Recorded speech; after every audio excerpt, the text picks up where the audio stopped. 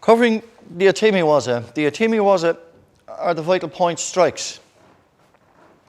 So these are the points that are not covered just by pushing. If it's a gentle push, it's one thing. If it's struck, it's something else again. And the reason that you strike is because it will be buried very deep.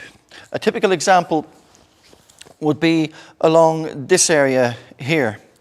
You have a lot of very susceptible points from here up to the elbow, but you can't get at them because when you push them, there's nothing. And if he shuts his fist and he creates tension, there's even less.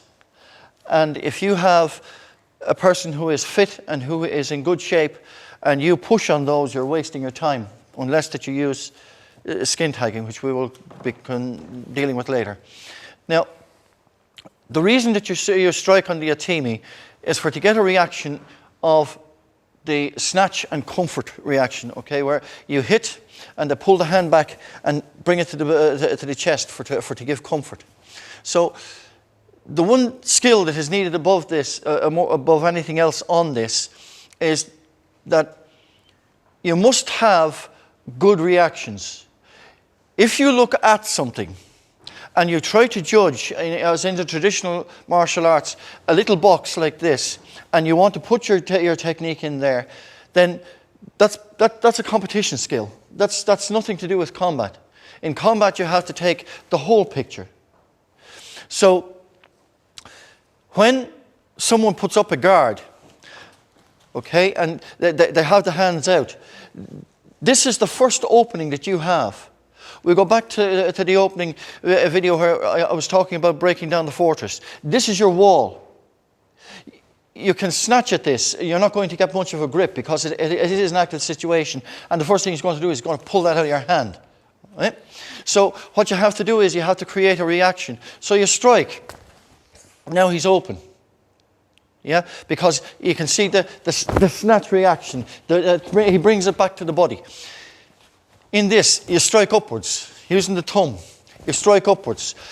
And yet, by not trying to focus on one area, you have to build your skills to the point of where, when he's punching, you can punch at his punch, and you can be assured of getting it. So he's punching to me, okay? And you can take that finger off, and this brings in another skill altogether, which is not going to be covered on this set of DVDs, but it brings in another area of bone breaking, because this is the same concept.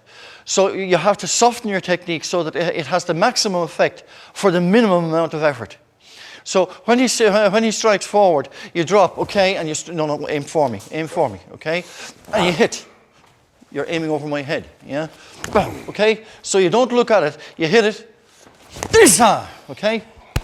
All right. Best point if you want to disable somebody is just on the bridge of the nose.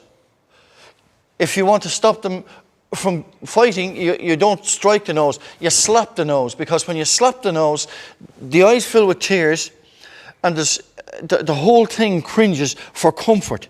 It's discomfort, so you need to comfort yourself. You need to reassert your control over yourself before you can start dominating again. And that is a cure for aggression. So when he's moving forward, you don't look at it, you strike it out, you reinforce. Yeah? So this here, defensive conformation. And I would not normally stop here. You keep going. You keep going. Yeah?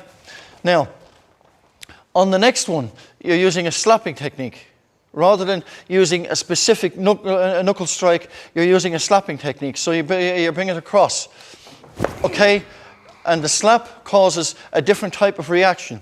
You're striking for in here, on this area here.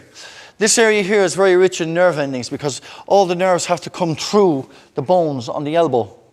They're not stretched around, they come through.